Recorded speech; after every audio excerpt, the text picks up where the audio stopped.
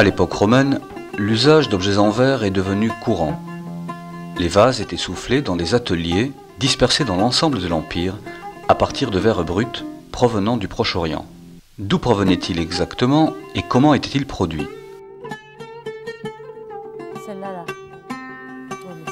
L'archéologue Marie-Dominique Néna, spécialiste du verre antique, a cherché à savoir si des ateliers primaires de verriers avaient existé en Égypte.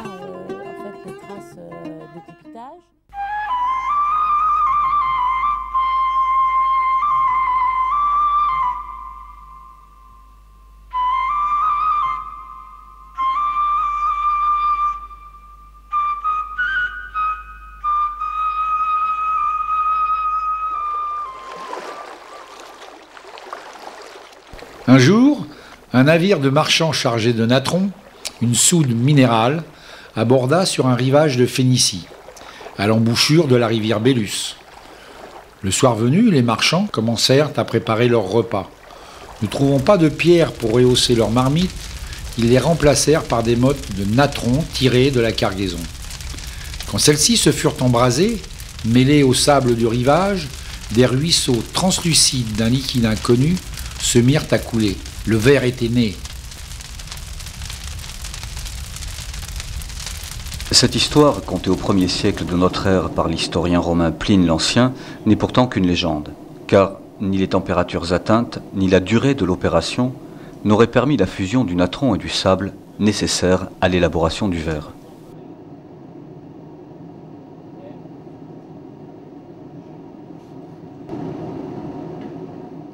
Comment fabriquait-on alors les objets en verre?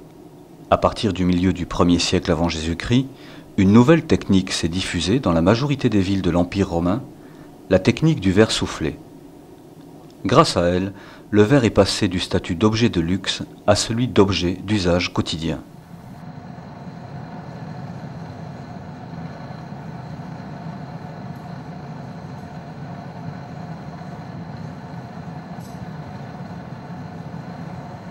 L'augmentation de la production a nécessité un volume de verre brut beaucoup plus important. Où se trouvaient les ateliers primaires produisant cette matière brute? On en a découvert récemment en Israël. Marie-Dominique Néna s'est interrogée sur le rôle de l'Égypte dans cette industrie.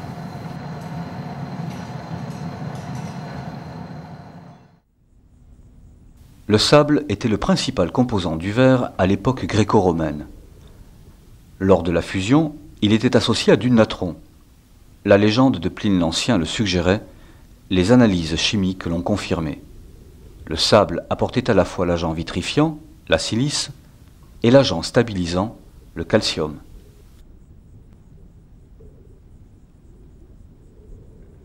Le natron, l'agent fondant, permettait d'abaisser la température de fusion de la silice de 1700 à 1200 degrés. On trouve du natron en Égypte. Il provient des nitrières situées dans le Wadi Natroun, le delta occidental et oriental, et en Haute-Égypte, à El Kab.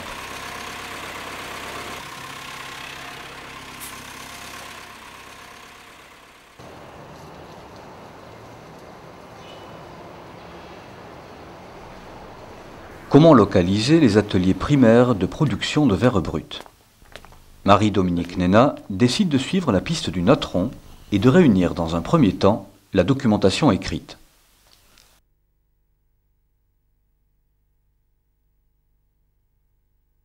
Une précieuse source d'information se trouve dans les récits de voyageurs, depuis Strabon, à la fin du 1er siècle avant notre ère, jusqu'aux voyageurs du 19e siècle, sans oublier la description de l'Égypte, publiée sous les ordres de Bonaparte. On ne trouve dans la vallée des lacs de Natron aucun reste d'anciens monuments. Nous n'avons vu, au-delà du 4e lac, que l'emplacement d'une verrerie que nous avons reconnue à ses débris de fourneaux en briques. Il y a des fragments de scories et de verre dans différents états. Le local où elle était située fournissait abondamment les deux matières propres à la fabrication du verre, le sable quartzeux et la soude. Le général André Aussi, auteur d'un mémoire sur le Wadi Natroun, raconte comment les ouvriers pénètrent dans les lacs et vont arracher, avec de grandes piques, des blocs de natron pour les tirer vers la rive et les charger dans des paniers sur des ânes ou des chameaux.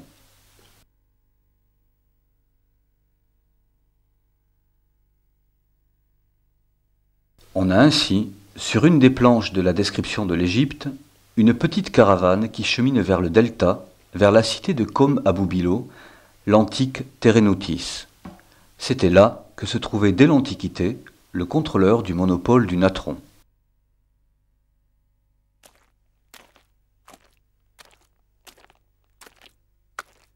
Les prospections sur le terrain peuvent maintenant commencer. Elles vont se concentrer sur la région autour d'Alexandrie et dans le Wadi Natroun.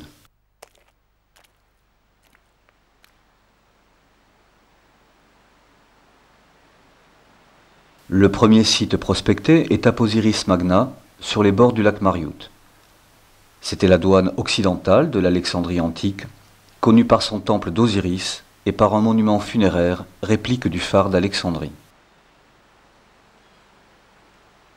Son port lacustre était encore utilisé au 7e siècle après Jésus-Christ.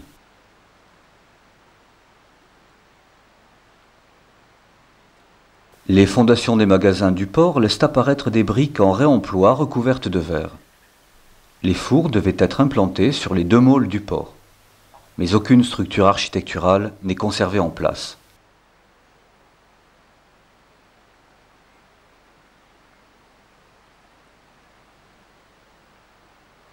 Marea, au sud-ouest d'Alexandrie. Un des rares exemples de ville portuaire en bordure du lac Mariout encore intacte. Des vestiges de production y ont été recensés, mais là encore, pas de structure d'atelier en place.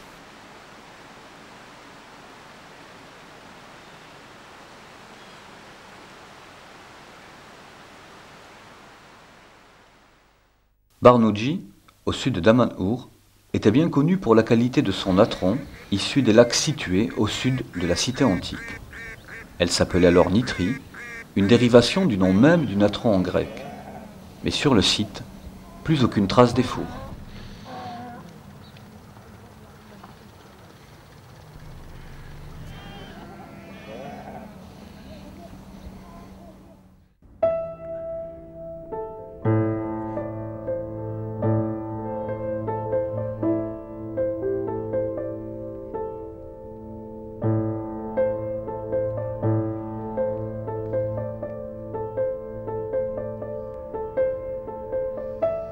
Après les sites du littoral, les prospections sont effectuées dans le Wadi Natroun. Sur les bords des lacs, qui s'étendent sur une 50aine de kilomètres, 3 sites d'ateliers primaires seront repérés: Zakik, Birouker et Beni Salama. Zakik, au nord-ouest du Wadi Natroun, correspond à l'ancienne verrerie mentionnée et cartographiée par le général Andréossi.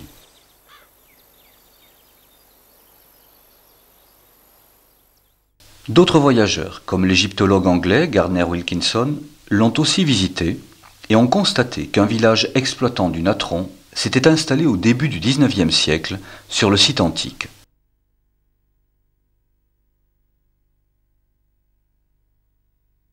Birouker est situé au sud du village actuel de Wadi Natroun.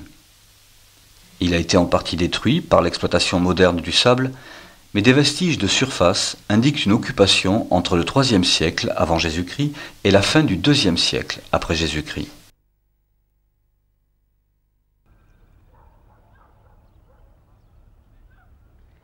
À Beni Salama, entrée orientale du Wadi Natroun, 2 collines témoignent de l'activité verrière.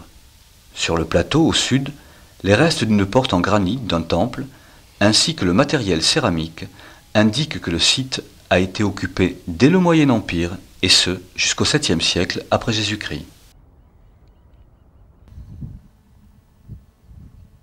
Sur tous les sites du Wadi Natroun, des déchets sont visibles en surface.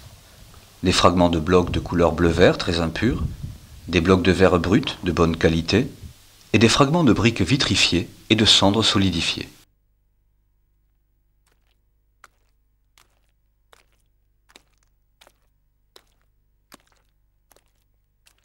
Mais comment localiser les fours sur ces très vastes sites? C'est ici qu'intervient la prospection géophysique. Elle repose sur un principe simple. La Terre est caractérisée par un champ magnétique qui peut être perturbé par des matériaux du sous-sol. Or, lors de chauffes répétées, la cuisson des argiles transforme certains oxydes de fer en minéraux hautement magnétiques.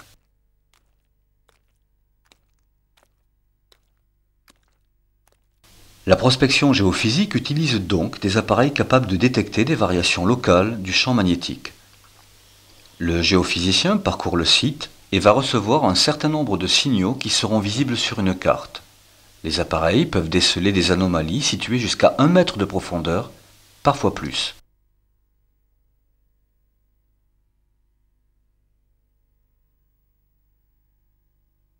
Les recherches menées à Zakik vont s'avérer négatives. L'occupation du XIXe siècle a en effet perturbé les couches de surface.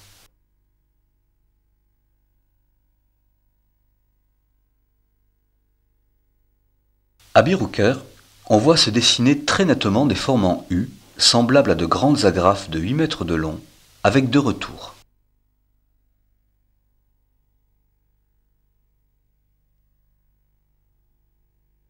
Sur les collines de Beni Salama, des anomalies semblables apparaissent. Une agrafe est, à une trentaine de mètres, une grande forme rectangulaire. C'est à ces emplacements que 2 secteurs de fouilles vont être ouverts, le secteur 1 à l'est et le secteur 2 à l'ouest.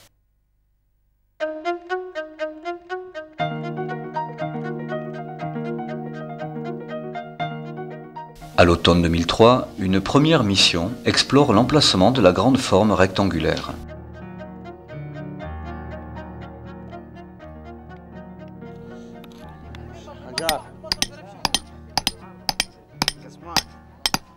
La fouille se révélera plus difficile que prévu.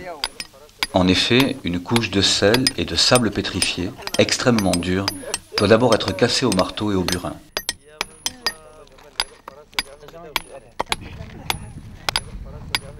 Dans le secteur 1, on dégage à partir de 2005 le bassin du four occidental et on met au jour une couche d'effondrement de briques. Plus de 600 briques se révéleront appartenir à la voûte du four.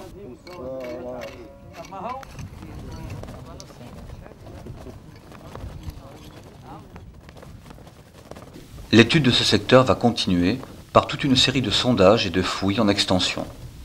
Les sondages à l'ouest et au sud vont permettre de comprendre l'environnement immédiat du four et de disposer d'informations sur le mode de construction des murs.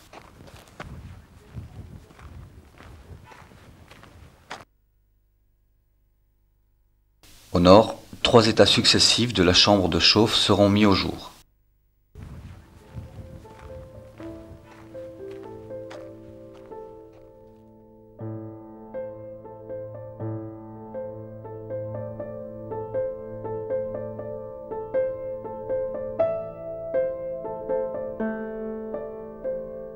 Dans le secteur 2, les couches de surface seront moins difficiles à fouiller. Bientôt, les archéologues vont voir apparaître l'ensemble du plan du four, le sol en argile bleutée et des fragments de verre brut concassés.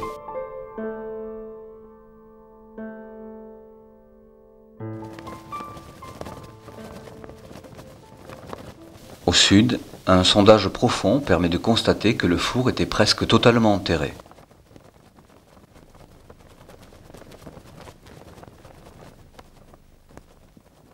En 2007, l'ensemble du bassin est dégagé. Il présente des dimensions impressionnantes.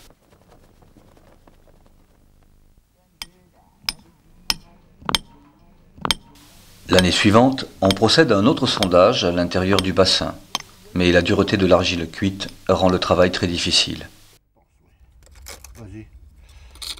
Les archéologues vont découvrir que ce bassin de fusion repose sur au moins un four plus ancien et que le sol présente lui aussi des traces de débitage de la dalle de verre. Nous sommes devant le secteur 1 que nous avons commencé à explorer en 2003 pour tenter de comprendre la grande forme rectangulaire qui apparaissait dans l'image de la prospection géophysique. Cette grande forme rectangulaire doit être en fait interprétée comme 2 fours accolés dont les murs opposés ont été démantelés pour pouvoir atteindre dans les 2 cas la dalle de verre. Ces 2 fours ont pu fonctionner ensemble puisque leurs murs ne se recouvrent pas. Le four est construit, ils utilisent une première fois, ils cassent, ils récupèrent la dalle, ils resurélèvent en fait le four, ils refont un sol et ils réutilisent le four. La découverte est exceptionnelle. Il s'agit des plus anciens fours à bassin de fusion mis au jour jusqu'à aujourd'hui. Mais reste à les dater le plus précisément possible. L'ensemble du mobilier, céramique, amphores, vanneries et petits objets, doit être étudié. Alors la céramique de Ménis Alama est une céramique qui est certes domestique dans sa conception de la chose, avec une sorte de batterie de cuisine assez bien achalandée, même s'il y a principalement des conteneurs, des amphores, malheureusement assez souvent fragmentaires, sauf quelques-unes. Par exemple, pour ce pot qui est complet, je fais une vue générale de l'objet, une coupe à travers l'objet, et ensuite, sur mon dessin, je fais une vue de face. Une fois que toutes les mesures sont prises, je donne un certain nombre d'informations à la céramologue sur en fait, la chaîne opératoire. Alors ce qui est intéressant pour le site de Ménis Alama, c'est que vous avez le mobilier de la fouille effectivement qui est romain, donc 1er et 2e siècle, mais qu'il y a quelques poches qui sont beaucoup plus anciennes, qui datent de l'époque hellénistique, donc de la fin du 2e siècle avant. On peut maintenant restituer en plan les différents espaces d'un four, la chambre de chauffe et le bassin de fusion de très grande dimension. Une fois la fusion terminée, la voûte du four était démontée ainsi qu'un des murs. On cassait la dalle et on transportait les blocs obtenus vers des ateliers secondaires où ils étaient refondus et soufflés.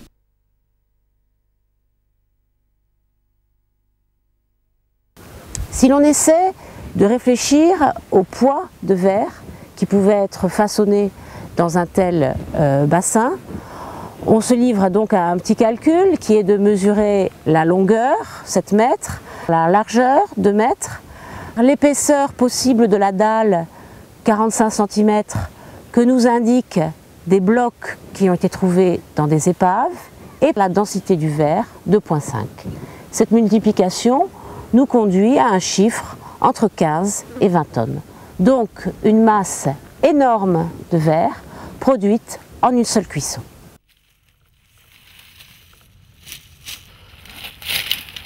Quel était le combustible? L'acacia, le tamarin et le palmier semblent de bons candidats, mais les roseaux et ajoncs avaient certainement une place très importante. C'était un combustible facile à trouver et renouvelable.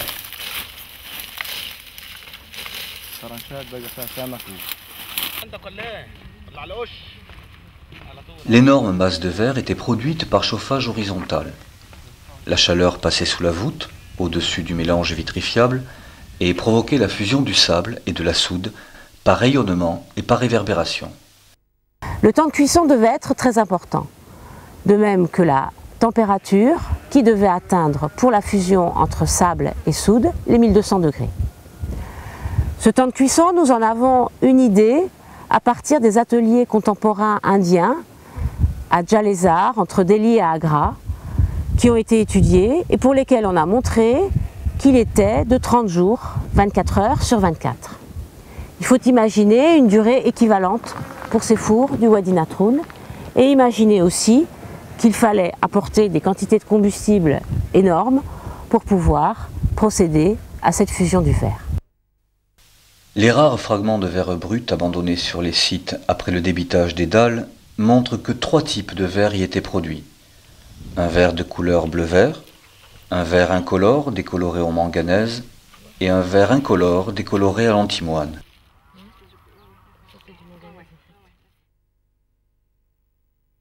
Les dimensions des fours découverts dans l'oasis du Wadi Natroun ne cessent d'étonner. Elles impliquent une maîtrise technique qui n'avait pas été identifiée jusqu'alors à une époque aussi ancienne. Les fours à réverbères sont en effet connus dans l'Antiquité, mais ils sont toujours de petite taille.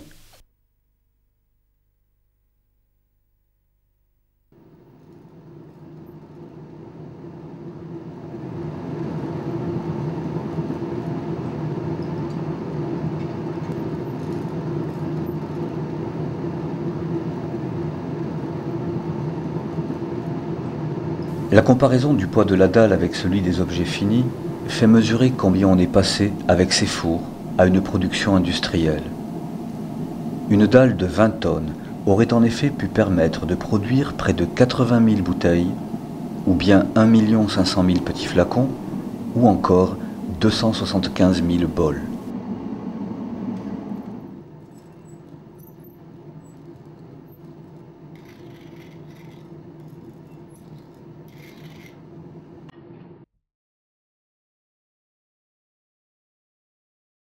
Les fragments de verre brut trouvés sur les fouilles et les ateliers mis au jour au Wadi Natroun témoignent de la grande maîtrise des artisans du début de notre ère. Ces découvertes éclairent d'un jour nouveau l'histoire verrière de l'Égypte, mais elles n'en sont encore qu'un jalon.